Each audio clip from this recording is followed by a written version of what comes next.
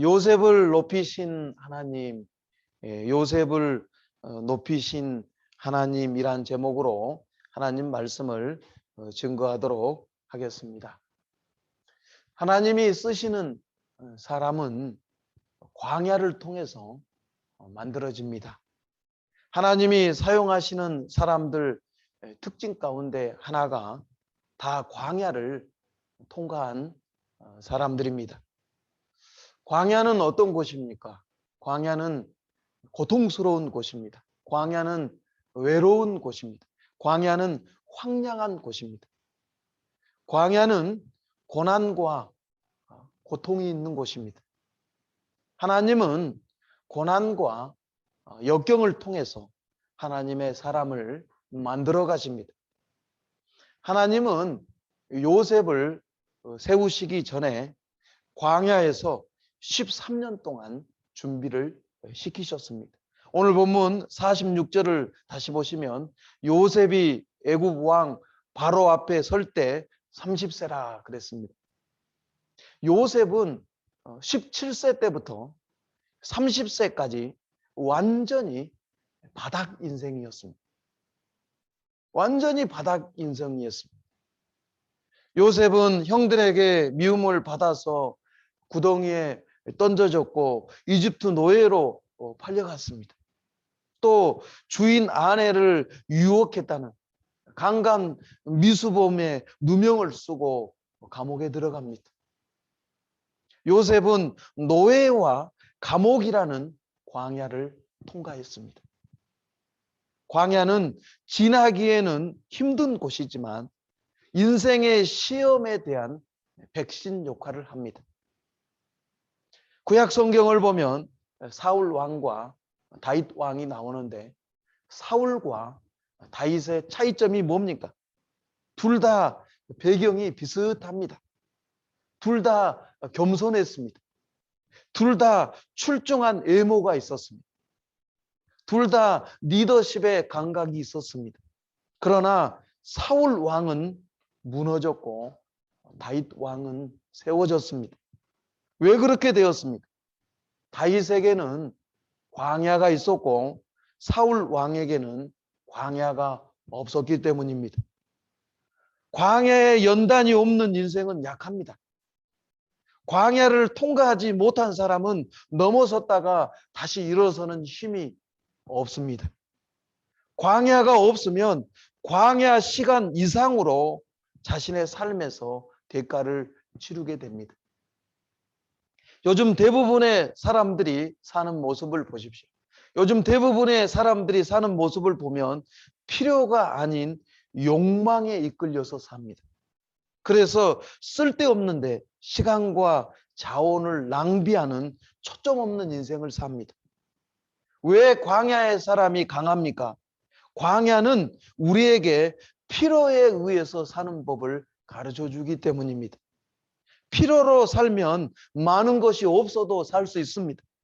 진짜 중요한 일에 집중할 수 있는 것입니다. 어떤 사람이 수도원을 방문했습니다. 친절하게 안내해 주었습니다. 무엇이든지 필요한 것이 있으면 말씀하십시오. 뭘 요청할까 한참 기대했습니다. 그러자 수도사가 이렇게 얘기합니다. 그거 없이도 살 수 있는 법을 가르쳐 드리겠습니다. 필요는 크지 않습니다. 욕망이 큽니다. 디모데전서 6장 8절에 우리가 먹을 것과 입을 것이 있은즉 족한 줄로 알 것이니라. 광야를 통과한 사람은 욕망에 의해서 살지 않고 필요에 의해서 삽니다. 쓸데없는데 시간과 자원을 낭비하지 않습니다. 진짜 중요한 일에 집중해서 삽니다. 그래서 광야를 통과한 사람이 강한 것입니다. 영국이 최고의 전성기를 이룬 때는 엘리자베스 1세 때입니다. 엘리자베스 1세, 영국이 해가 지지 않는 나라, 해가 지지 않는 나라로 성장시키고 기초를 다진 왕이 엘리자베스 1세입니다. 1644년에 스페인의 무적 함대를 무력화시키고 대서양 제해권을 장악합니다. 엘리자베스 1세가 강했던 이유가 뭡니까? 광야를 통과했기 때문입니다. 생후 석 달 만에 어머니와 떨어져 삽니다. 3살 때 아버지 헨리 8세가 어머니를 참수시킵니다. 모함 당해가지고 참수당합니다. 그리고 어머니 시녀와 아버지가 결혼을 합니다. 얼마나 한이 맺힌 인생이었겠습니까? 이후에 피에 메리라고 불리는 언니가 왕위에 올랐습니다. 이 언니 메리는 엘리자베스 1세를 런던 탑에 가두어 버립니다. 자신도 어머니처럼 언제 참수를 당할지 알 수 없는 위기의 순간들이었습니다. 날마다 하나님의 도우심을 구하는 기도로 살았어요. 날마다 말씀 묵상하면서 기도하면서 하나님 살려주세요 하면서 살았습니다. 그러다가 어느 날 갑자기 영국의 왕이 되었다는 통보를 받게 됩니다. 말 그대로 감옥에서 왕자로 옮겨진 겁니다. 엘리자베스 1세는 감옥에서 왕자로 옮기신 하나님께 찬양하고 하나님께 감사기도 드립니다. 그리고 그의 평생 이 광야의 연단을 잊지 않고 살았습니다. 모든 정책에 있어서 욕망의 결정이 아닌 필요의 결정을 내리게 됩니다. 광야가 영국의 최고의 왕을 만든 것입니다. 언제나 인물은 광야에서 나옵니다. 광야는 하나님의 최고의 학교입니다. 광야는 욕망을 죽이는 곳입니다. 필요에 집중하게 만드는 곳입니다. 겉멋을 죽이는 곳입니다. 그래서 광야의 연단을 성경은 기뻐하라고 말씀하는 하나님의 사람으로 광야에서 만들어지기 때문입니다. 오늘 성경을 보면 요셉이 마침내 이집트의 총리가 됩니다. 41절과 43절을 보십시오. 바로가 또 요셉에게 이르되 내가 너를 애굽 온 땅에 총리가 되게 하노라 하고 자기의 인장 반지를 빼어 요셉의 손에 끼우고 그에게 새 마포 옷을 입히고 금 사슬을 목에 걸고 자기에게 있는 복음술에 그를 태우매 무리가 그의 앞에서 소리 지르기를 엎드리라 하더라. 바로가 그에게 애굽 종국을 총리로 다스리게 하였더라. 어떤 목사님이 현대식으로 해석을 해놨더라고요. 인장 반지 매달 마음껏 쓸 수 있는 법인카드, 새 마포 옷, 이탈리아 아르마르 최고급 정장, 금사슬 미국 티파니 보석, 버금술의 최고급 벤츠 차량. 요셉은 자신의 꿈대로 진짜 존귀한 자가 되었습니다. 17세 때 꾸었던 하나님이 주신 그 꿈이 이루어지는 거예요. 요셉이 이집트 노예로 팔려온 지 13년 만의 일입니다. 노예와 감옥이라는 광야를 통과하고 13년 만에 이집트의 총리가 되고 최고로 존귀한 자가 되었습니다. 이것은 하나님의 계획은 반드시 성취된다는 걸 보여줘요. 하나님의 약속은 반드시 성취된다는 것을 보여주고 계시는 것입니다. 예수님이 이 땅에 오신 것은 다만 우리를 천국에 데려가기 위해서만은 아닙니다. 이 세상에서도 최고로 풍성하고 최고로 멋진 삶을 살기 위해서입니다. 요한복음 10장 10절을 보니까 내가 온 것은 예수님 말씀입니다. 양으로 생명을 얻게 하고 더 풍성히 얻게 하려는 것이라. 예수님이 이 세상에 오신 목적이 뭡니까? 우리에게 풍성한 삶을 주시기 위해서입니다. 그러나 이 풍성함은 처음부터 주어지지 않습니다. 반드시 하나님의 훈련 과정을 겪어야 됩니다. 반드시 광야를 통과해야 돼요. 이스라엘 백성들 보십시오. 광야를 통과하고 가나안 땅의 풍성한 삶이에요. 이미 구약 성경에서도 다 보여주셨습니다. 이 풍성함은 처음부터 주어지는 것이 아닙니다. 반드시 하나님의 훈련 과정을 거쳐야 됩니다. 광야를 통과해야 됩니다. 풍성함을 누릴 수 있는 자격을 갖춰야 됩니다. 그 풍성함을 누릴 수 있는 자격 조건이 뭡니까? 바로 겸손함입니다. 아무리 높은 자리에 올라가도 교만하지 않고 하나님께 모든 영광을 돌릴 수 있는 겸손. 그게 자격 조건입니다. 이 겸손은 그냥 얻어지지 않습니다. 고난을 통해서 광야를 통과하면서 얻어지는 거예요. 신명기 8장 2절에 내 하나님 여호와께서 이 40년 동안에 내게 광야길을 걷게 하신 것을 기억하라. 이는 너를 낮추시며 너를 시험하사 내 마음이 어떠한지 그 명령을 지키는지 지키지 않는지 알려 하심이라. 광야를 통해서 우리는 낮아지는 법을 배우는 거예요. 낮추신다는 이 겸손이에요. 겸손. 광야를 통과하면서 우리는 낮아지는 법을 배우는 거예요. 겸손을 배우는 겁니다.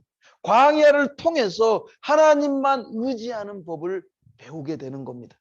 그러나 하나님은 훈련만 시키시고 내버려 두시는 법이 절대로 없으십니다. 반드시 나를 통해서 이 세상에서 하나님의 영광을 드러내시는 것입니다. 반드시 이 세상 사람들로 하여금 인정받게 하십니다.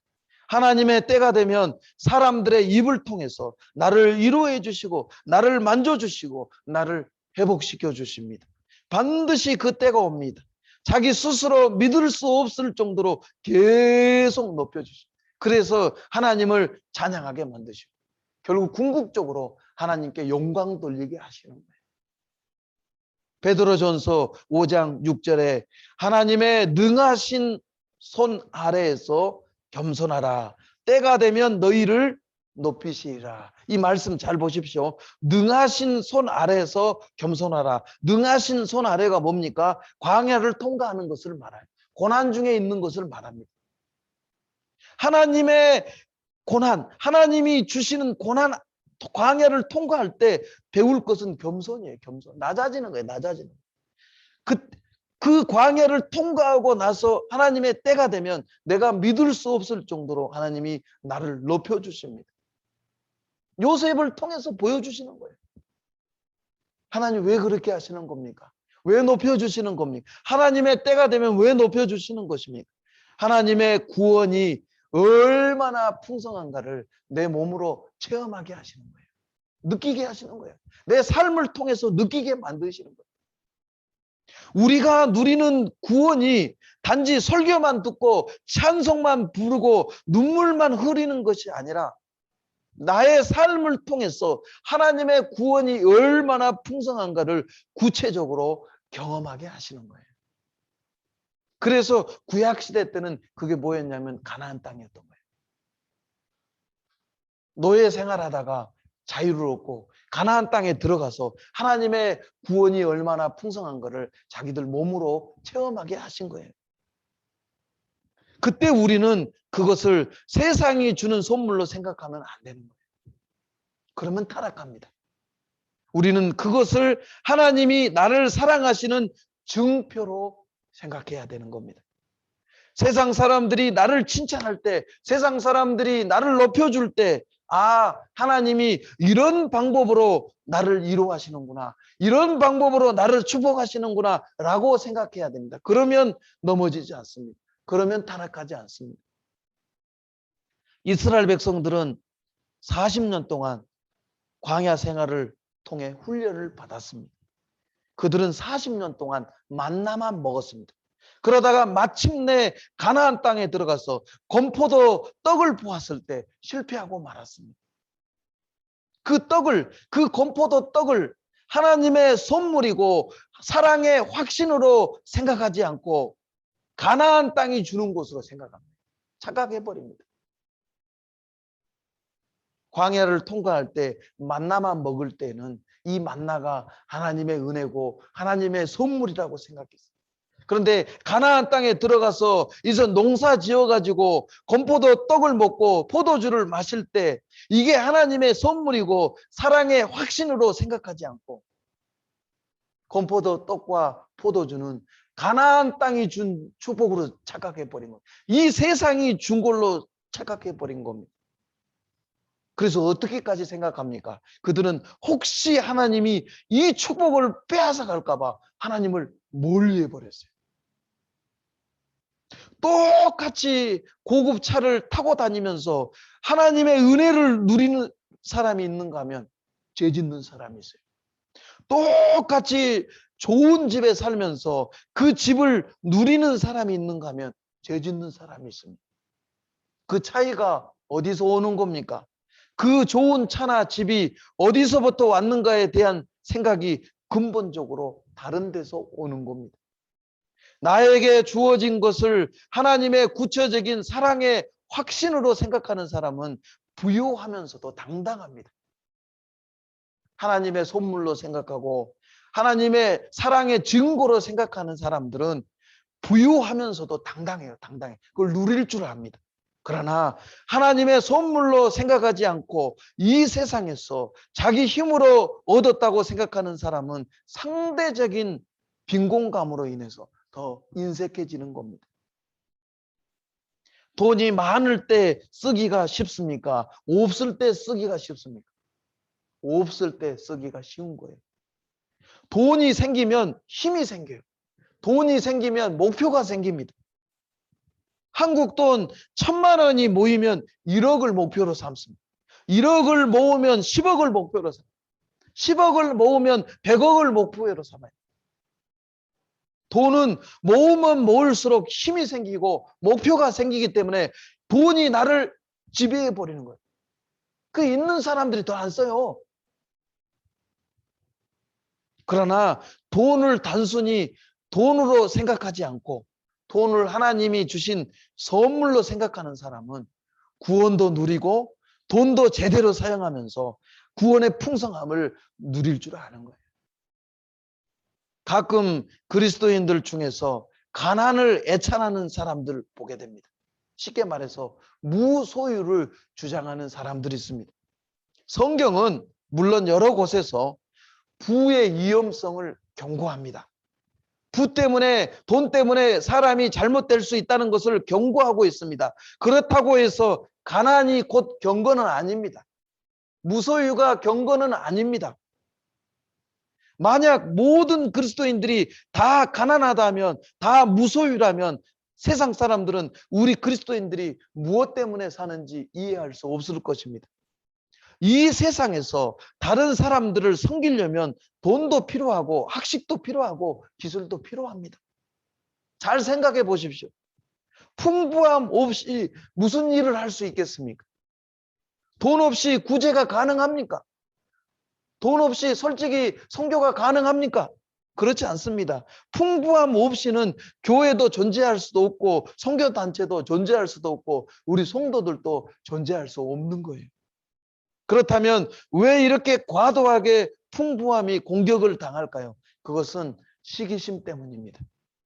풍부함을 공격하는 사람 치고 풍부함을 경험한 사람 거의 없어요. 부자가 부자 공격 잘 안 합니다. 오해 없이 들으시기 바랍니다. 요즘 말 한마디 잘못하면 막 꼬투리 잡아가지고 왜 세상이 그렇게 됐는지 전체적인 큰 그림 속에서 이해를 하려고 하지 않고 말 한마디 그냥 꼬투리 잡아가지고 그냥 풍부함을 공격하는 사람 치고 풍부함을 공격하는 사람 거의 없어요. 풍부함을 즐길 줄 알아야 돼요. 누릴 줄 알아야 돼요. 사도 바울 보십시오. 풍부함을 즐길 줄 아는 사람이에요. 빌립보서 4장 12절 말씀 잘 보십시오. 나는 비천에 처할 줄도 알고 풍부에 처할 줄도 알아. 모든 일, 곧 배부름과 배고픔과 풍부와 궁핍에도 처할 줄 아는 일체의 비결을 배우노라. 사도 바울은 풍부함에 처할 줄 알고 그 누리고 그 누리는 즐기는 삶을 살았어요. 우리가 성경을 보면 사도 바울이 밤낮 비천에 처한 걸로 생각해요. 옛날 그냥 사자에게 막 쫓기고 배 타고 가다 막 파산하고 그런 것만 생각하는데 풍부함에 처할 줄도 알았다는 거예요. 사도 바울의 고백이에요. 나는 비천에 처할 줄도 알고 풍부함에도 처할 줄도 알았다는 거예요. 이게 능력이라는 거예요. 요셉도 마찬가지입니다. 비천에 처했을 때는 믿음으로 승리했고 풍부함에 처할 때는 또 그걸 누릴 줄 알았어요. 하나님이 주신 은혜를 누릴 줄 알아야 됩니다. 내 주변의 상황이 갑자기 변해가지고 좋은 옷 입고 좋은 차 타고 좋은 대접 받을 때, 이러면 안 되는데, 이러면 타락하는데, 금목걸이 도로 가져가십시오, 내 죄수복이나 돌려주십시오, 이렇게 살 필요가 없다는 거예요. 하나님이 또 나를 이렇게 인정해 주시는구나, 하나님이 또 나를 이렇게 이루하시는구나, 하나님이 나에게 이렇게 좋은 선물을 주시는구나, 하나님께 감사하고 그 하나님의 은혜를 다른 사람과 함께 나누면 되는 거예요. 누리면 되는 거예요. 가난을 고집하거나 감옥으로 들어가려고 할 필요 없어요. 무소유를 주장할 필요가 없습니다. 그것이 더 경건하다고 주장하는 사람은 병든 믿음이에요. 병든 믿음. 병든 사람들입니다. 예수님은 우리에게 풍성함을, 구원의 풍성함을 주시려고 이 땅에 오신 것입니다. 그러나 그 풍성함은 하나님의 손길을 느끼며 그것을 다른 사람과 함께 나누는 풍성함인 것입니다. 그러므로 진정한 구원의 풍성함을 누릴 수 있는 성도들이 다 될 수 있기를 주의 이름으로 축원합니다. 이집트 왕 바로는 요셉에게 자신의 모든 고난을 다 주어 버립니다. 오늘 본문 44절과 45절을 보십시오. 바로가 요셉에게 이르되 나는 바로라 애굽 온 땅에서 내 허락이 없이는 수족을 노릴 자가 없으리라 하고, 그가 요셉의 이름을 사브낫 바레아이라 하고, 또 온의 제사장 보드베라의 딸 이스라엘을 그에게 주어 아내로 삼게 하니라. 이집트 왕 바로는 요셉의 이름을 이집트식으로 지어줍니다. 사브낫 바레아, 이거 무슨 뜻인지 정확하게 모릅니다. 성경이 무슨 뜻이라고 얘기를 안 하고 있어요. 그래서 어떤 성경학자는 생명의 구원자란 뜻이 있다, 이렇게 해석을 합니다. 이것도 추측일 뿐입니다. 정확하게 아는 사람 아무도 없어. 하나님만 알아요. 그냥 생명의 구원자다, 대충 그렇게 이해하면 됩니다. 이집트 제사장, 단순히 종교인이 아닙니다. 이집트 제사장은 가장 높은 귀족입니다. 요즘식으로 말하면 엘리트에 속합니다. 가장 상류층, 가장 높은 귀족입니다. 그러니까 가장 존귀한 귀족의 딸을 요셉의 아내로 준 것입니다. 또 이집트 왕 바로는 자신의 모든 왕의 권한을 요셉에게 다 주어버립니다. 우리나라도 총리가 있지만 대개 그렇게 많은 실권을 가지고 있지 못합니다. 대체로 우리나라 총리 그러면 대통령 바람막이 정도, 대통령에게 무슨 큰일이 생겼을 때 그냥 책임지고 물러나는 그 정도. 그런데 이집트 왕 바로는 요셉을 그런 바람막이로 쓴 것이 아닙니다. 아주 특별하게 대우합니다. 자신의 모든 고난을 요셉에게 다 줘버립니다. 이집트의 모든 일을 요셉에게 다 맡겨버렸습니다. 여기서 우리는 왜 요셉을 만난 사람들마다 요셉에게 자신의 모든 것을 다 맡겼는지 우리는 알 수 있습니다. 요셉을 만난 사람마다 요셉에게 다 맡겨버렸는지, 왜 다 맡겼는지 우리는 이해할 수 있습니다.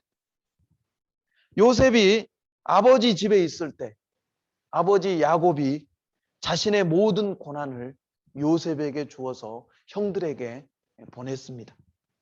요셉이 형들에게 간 것은 아버지가 보냈기 때문에 간 거예요. 요셉에게 모든 고난을 주어서 보낸 겁니다. 그래서 요셉은 아버지를 대신해서 형들에게 간 것이었습니다. 요셉이 노예로 있을 때 주인 보디발은 자기 집의 모든 일을 다 요셉에게 맡겨버립니다. 그래서 요셉은 가정총무가 된 거예요. 또 요셉이 감옥에 있을 때 간수장, 네이버 딱 치니까 교도소장 이렇게 나와요. 요즘 중고등부 학생들 간수장 그러니까 무슨 뜻인지 모르겠지만 교도소장이에요. 요셉이 감옥에 있을 때 교도소장이 감옥의 모든 일을 요셉에게 완전히 다 맡겼습니다. 요셉이 이집트 총리가 되었을 때 이집트 왕 바로는 이집트의 모든 일, 왕의 모든 권한을 요셉에게 다 맡겨버렸습니다. 아버지가 보기에 아들들이 하는 일 보면 아무래도 엉성하게 보입니다. 회사 사장이 볼 때 회사 직원들 중에 완전히 믿을 만한 사람 거의 없을 거예요. 대통령이 보기에 장관들 중에 정말 자기 마음에 쏙 들게 일하는 사람 거의 없을 겁니다. 사람들마다 가지고 있는 관점이 다르기 때문입니다. 그러나 요셉을 만난 사람들은 어떻습니까? 전부 다 기꺼이 요셉에게 모든 걸 다 맡겨버립니다. 그 결과는 항상 성공적이었습니다. 그 이유가 어디 있습니까? 사람들은 언제나 자기 욕구가 채워져야 다른 사람의 일에 관심을 갖습니다. 그러니까 다 보통 사람으로 사는 겁니다. 그러나 요셉은 그렇게 살지 않았습니다. 요셉은 항상 나는 왜 여기에 있는가? 나를 보낸 사람의 의도는 무엇인가를 항상 요셉은 생각하는 거예요. 요셉은 자기를 보낸 사람의 목적에 충실했습니다. 그리고 자기에게 맡겨진 사람들을 사랑했습니다. 사람들은 무언가 자기에게 이익이 되니까 충성을 하는 거예요. 아무 이익도 없는데 회사에서 다른 사람에게 충성하지 않습니다. 요셉은 그렇게 살지 않았습니다. 나와 이익이 없어도, 나와 상관이 없어도 자신에게 맡겨진 일에 충성을 다했습니다. 그 결과가 무엇입니까? 참으로 아름다운 삶입니다. 나를 보내신 사람에게도 충실하면서 그에게 잘 보이기 위해서가 아니라 거기 있는 사람들을 사랑하는 마음으로 최선을 다했습니다. 그 결과는 정말로 아름다운 삶입니다. 바로 이 점에서 요셉은 예수님을 닮았습니다. 예수님을 예표합니다. 예수님이 이 땅에 오신 목적이 뭡니까? 하나님 아버지께서 보내셨기 때문에 오신 거예요. 성경은 그걸 강조하고 있습니다. 예수님은 자신을 보내신 아버지 의도, 아버지의 목적에 끝까지 충성을 다합니다. 그리고 이 세상에 있는 죄인들을 끝까지 사랑하십니다. 그래서 우리가 예수님께 우리 삶을 맡길 수 있는 거예요. 우리 삶을 유일하게 다 맡길 수 있는 분은 예수님 한 분뿐이에요.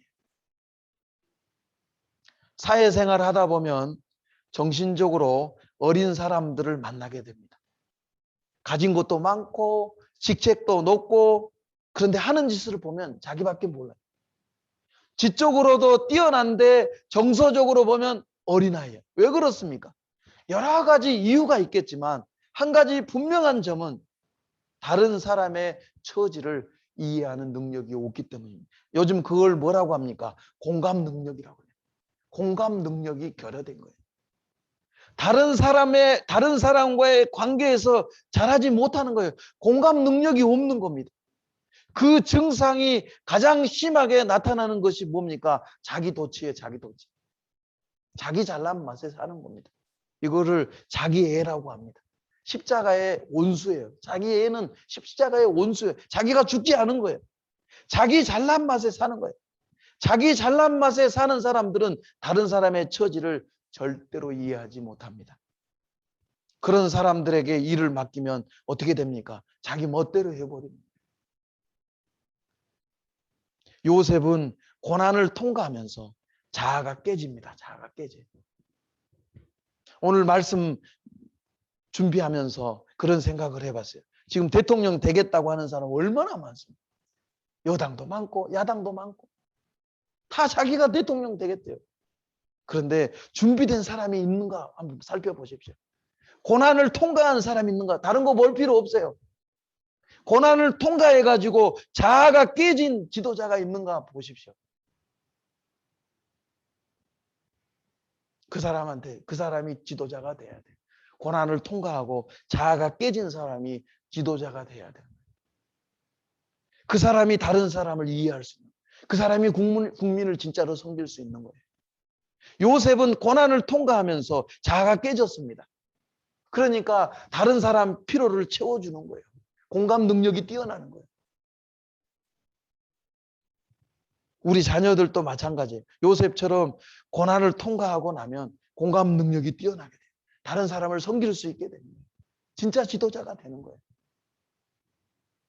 우리나라 대통령 되겠다고 하는 사람들 다 판검사 출신, 하다못해 변호사. 공부만 잘해가지고 판검사하고 변호사 한 사람들이 무슨 공감 능력이 뛰어납니까?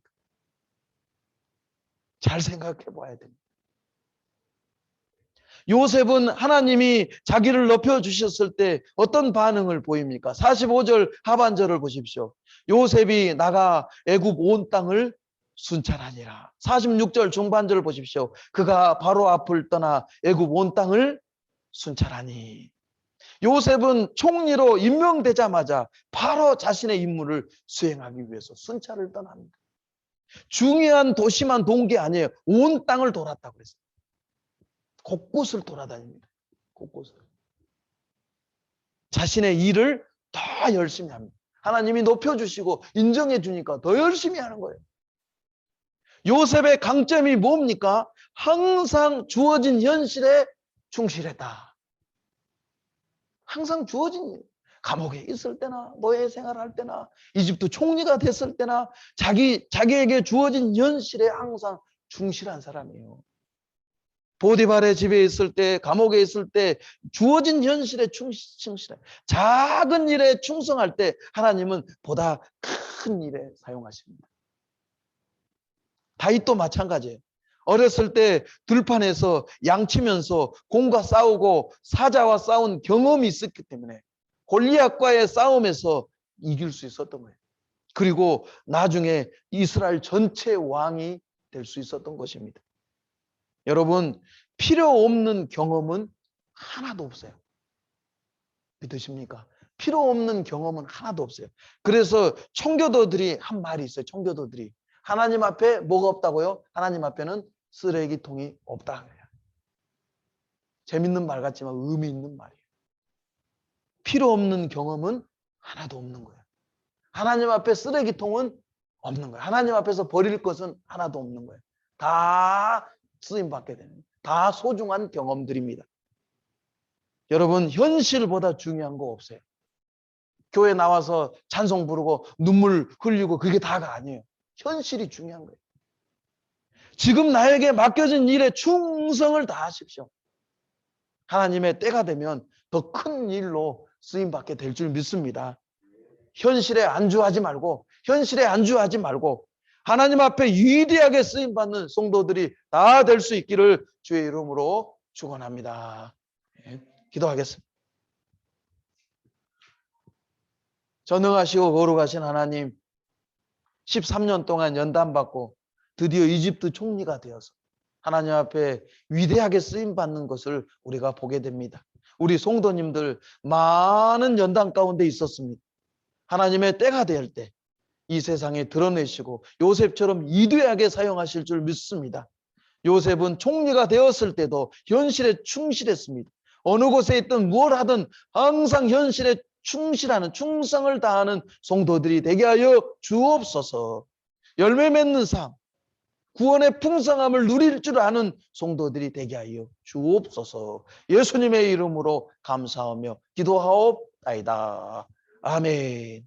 지금은 우리 주 예수 그리스도의 은혜와 하나님 아버지의 무한하신 사랑과 성령님의 교통, 보호, 충만, 인도하심이 하나님 손에 붙들려서 연단받고 광야를 통과함으로 말미암아 하나님의 때가 되었을 때 하나님 손에 위대하게 쓰임받기를 원하는 하나님의 백성들 머리 위에, 저들 가정과 다니는 직장 위에, 멀리 떨어져 있는 가족들 머리 위에, 우리 대한민국과 이 중국 땅 위에 영원토록 함께 계시기를 간절히 축원하옵나이다.